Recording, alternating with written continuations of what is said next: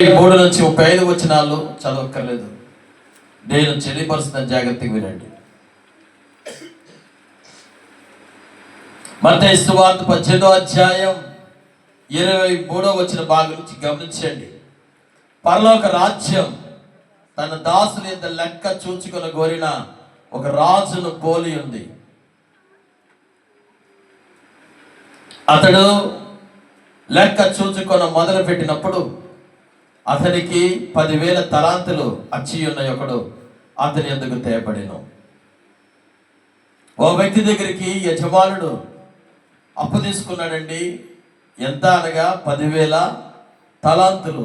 తలాంతు అంటే అక్కడ రాయబడింది చూడండి, 3,600 ఒక తలాంతు అంటే 10,000 తలాంతులు అప్పు తీసుకున్నాడంటే ఎంత?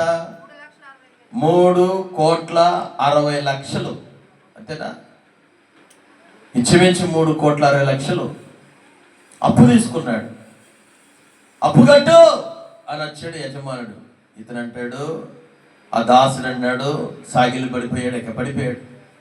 అయ్యా నా ఎడలో వచ్చుకో, అయ్యా 1 సంవత్సరం గడివి, అయ్యా నేను అంతయ్య చెల్లిస్తాను, నీ దాసుని మీద కనికరపడయ్యా, సహాయం చేయయ్యా, అయ్యా ఒకసారి అవకాశం ఇయ్యయ్యా, ఒకసారి అవకాశం ఇయ్యయ్యా, క్షమించయ్యా అంటున్నాడు. అప్పుడు ఆ దాసుడు అడిగిన దానికి ఆ యజమానుడు కనికరపడి విడిచిపెట్టి ఆ అప్పు అంతటిని క్షమించాడు. స్తోత్రం చెప్పండి. ఆ అప్పు అంతటిని క్షమించాడు. అప్పు అంతటిని క్షమించబడింది. బయటికి వెళ్ళాడండి, బయటికి వెళ్ళాడు, క్షమించబడ్డాడుగా, బయటికి వెళ్ళాడు. భలే ఆనందం వచ్చింది. ఎంతసేపు ఆనందం, జాగ్రత్తగా వినండి ఇప్పుడు. అయితే ఆ దాసుడు బయటికి వెళ్ళి తనకు దేనారములు, 100 దేనారములు, 100 అంటే 100 దేనారు అంటే ఇప్పుడు రోజుతో ఇప్పుడు దాని గురించి అక్కడ బైబిల్లో అక్కడ రాయబడిన మాట ప్రకారం 50 రూపాయలు, అంతేనా? 50 100 దేనారాలు 50 రూపాయలు, 100 దేనారాలు. అందుకు తోటి దాసుడు సాగిలు పడుతున్నాడు. అతను అడుగుతున్నాడు, అయ్యా ఈ 50 రూపాయలు ఇస్తానయ్యా, నా ఎడలో ఓర్చుకో. ఇతను కూడా ఇదే సేమ్ డైలాగ్, నా ఎడలో ఓర్చుకో అయ్యా, నన్ను క్షమించయ్యా, అయ్యా అయ్యా ఈ 1 సంవత్సరం నేను కట్టేస్తానయ్యా బాబు, నాకు సహాయం చేయండి అయ్యా, అయ్యా ప్లీజ్ అని అడుగుతున్నాడు. అయితే ఇతను అతను సహాయం చేయకుండా పోయి ఇతను తీసుకుని ఒప్పుకోకుండా చెరసాల బంధించాడు. ఈ చెరసాల బంధించినప్పుడు కొద్దిమంది వీళ్ళందరూ చూచి కళ్ళల్లో నీళ్ళు పెట్టుకున్నారు. వీళ్ళందరూ చూచిన వాళ్ళందరూ, అరే లోపల ఉన్నప్పుడు మనం ఉన్నాం, ఇతన్నేమో 10,000 తలాంతులు ఇవ్వాల్సిన వాడు ఆ యజమానుడు క్షమించాడే, బయటకు వచ్చాడే. 50 రూపాయల దగ్గర పట్టుకొని పీకుతున్నారు. కొంతమంది ఉంటారండి, చిన్న కామ దగ్గర పీకు కోడి గుడ్డు కోడి ఏకలు పీకు ఇంకేం దొరికితే ఈరోజు కామ దగ్గర లాగు ఇదే పని.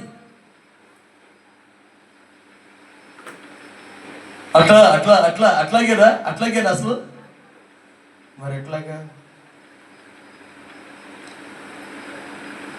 చిన్నదాని దగ్గర అండి, చిన్న విషయం దగ్గర వాళ్ళు చాలా బాధ కలిగే యజమానులతో చెప్తున్నారు, అయ్యా మీరు కనికరించారే ఆ వ్యక్తి, తనకెవరో ఇవ్వాల్సినటువంటి 100 దినారముల కొరకు అతను చెరసాలలో బంధించాడయ్యా, అతను చాలా గాయపరుస్తున్నాడయ్యా. యజమానుడు కోపం వచ్చింది, వెళ్ళాడు. చెడ్డ దాసుడా, నువ్వు నన్ను వేడుకున్నావా లేదా? ఒకరోజు వేడుకున్నావా లేదా? వేడుకున్నానయ్యా. నువ్వు వేడుకుంటేనే కదా నేను అబద్ధకుడిని క్షమించాను, నీ తప్పిదాలను క్షమించాను, నీ పాపాన్ని క్షమించాను, నీ బలహీనతలను క్షమించాను. నువ్వెందుకని ఎదుటి వారిని క్షమించలేకపోతున్నావు? చిన్న దాని దగ్గర ఎందుకు పట్టుకుని ఏడుస్తున్నావు?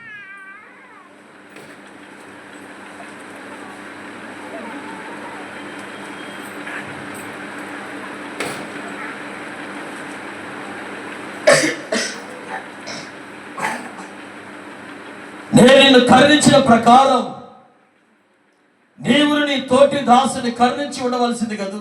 ఎంత బాగుండేది. నేను నిన్ను క్షమించిన ప్రకారం నీవు నీ తోటి వాడిని క్షమించుంటే ఎంత బాగుండేది.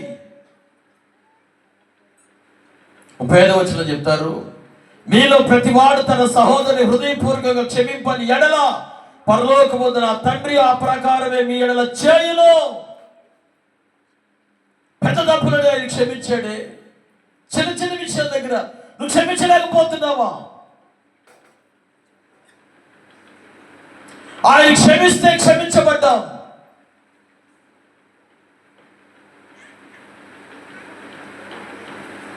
ఎంతమంది హేళన చేశారు. నవ్వావు. హేళన చేశారు.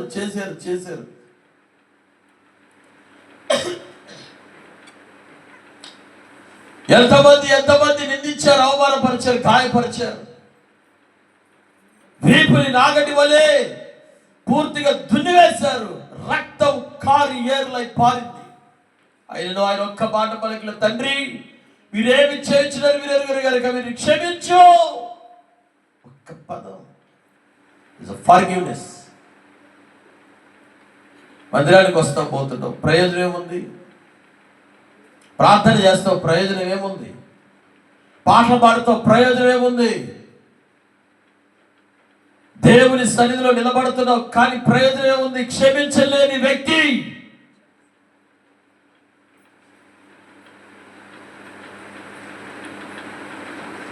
భర్తను క్షమించను. చిన్న విషయం దగ్గర చిన్న విషయం తప్పిదం జరిగింది, దేవుడు ఇంతగా క్షమించిన ప్రకారం నీ భర్తను క్షమించలేవా?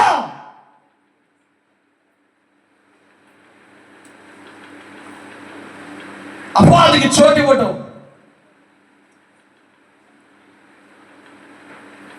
భార్యని ఇంతగా ప్రేమిస్తుంది కదా, ఒక్కసారి నీ భార్యని ప్రేమించి చూడు.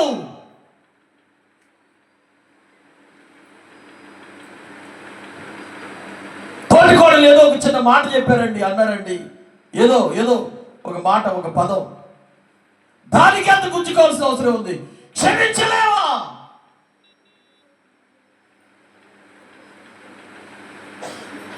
నీ అంతా నీకంటే వయసులో పెద్దది, ఏదో ఒక మాట చెప్పగలిగారేమో. క్షమిస్తే ఎవరన్నా తగ్గిపోతావా? నీ కోడలు ఏదో ఒకవేళ నీ విషయంలో ఒక బలహీనమైన మాట అడగలిగారేమో. క్షమించలేవా?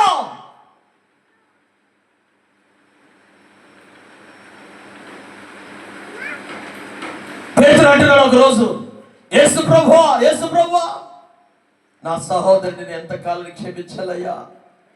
ఎంతకాలం క్షమించబడ్డావు బాబు?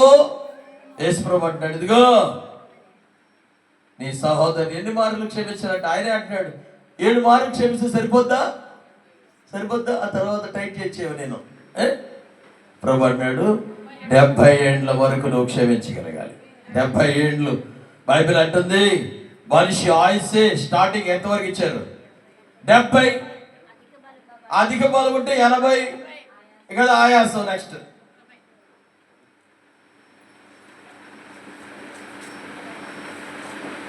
అంటే జీవితకాలం క్షమించే మనసు కలిగి ఉండాలి. 19వ కీర్తన తెరవండి బైబిల్.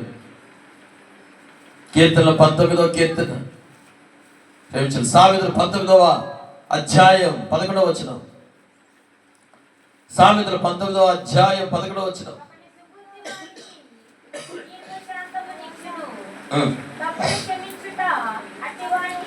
తప్పులు క్షమించుట అట్టి వారికి ఘనతనిచ్చును. అంటున్నారు, ఇట్టన్నారు. కుటుంబాలు దూరం అయిపోతున్నాయి.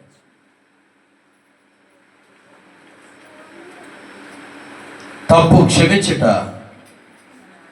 అట్టి వాని మీదకి, క్షమించగలిగిన వాని మీదకి ఏమొస్తుందంటే ఘనత నిలబడుతుందట. గట్టిగా చప్పట్లు కొట్టండి ఇప్పుడు. హల్లెలూయా.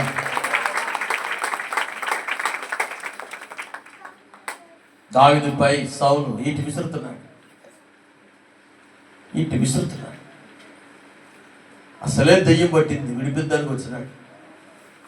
వాయిస్తున్నప్పుడు దేవుని విడుదల పొందుతున్నాడు. ఈటి తీసుకుని చంపాలని కోరిక మనసులో ఒక భాగం ఉండిపోయింది.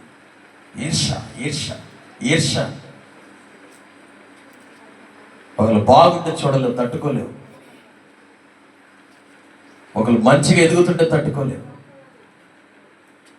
ఈర్ష, అసూయ.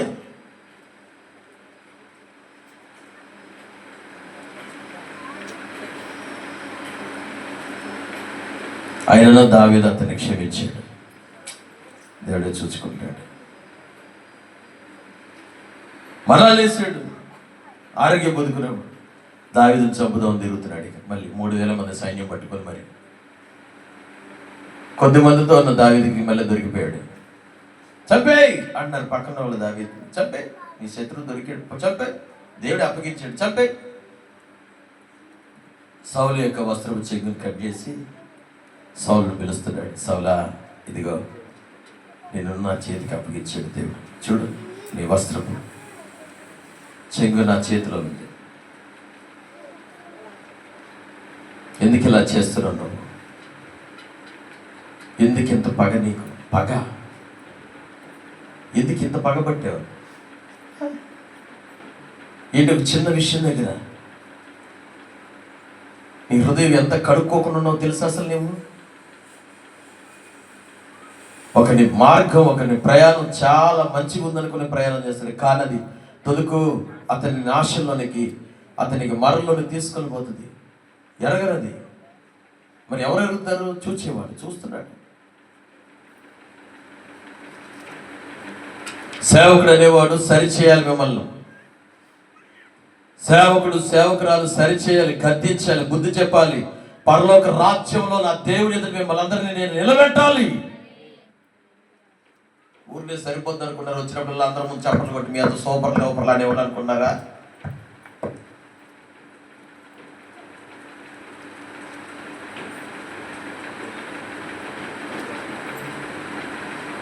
ఎంత పని చేసావయ్యా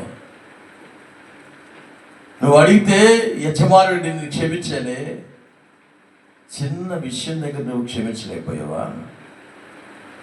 ఇంత కఠినాత్ముడు నువ్వు, ఇంత కఠినాత్ముడవా? నిన్ను బాధించాడు కదా, నీకు అప్పగిస్తున్నా ఇప్పుడు బాధ్యత. అబ్బా, ఈ చూడండి ఇప్పుడు ఎట్టుందా. నువ్వు నాకు అప్పగించాల్సింది ఏదైతే నువ్వు బతిలాడు తీసుకున్నావో ఆ 10,000 తలాంతులను ఇతను కట్టు తీసివేయబడింది నీ దగ్గర. జాగ్రత్త.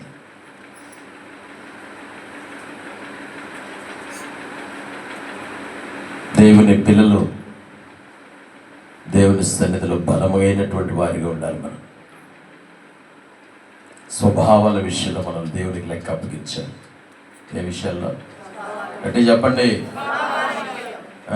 కొన్ని స్వభావాలు ఉంటాయి. కుక్క స్వభావాలు, గాడి స్వభావాలు, పాము స్వభావాలు. దాను నువ్వు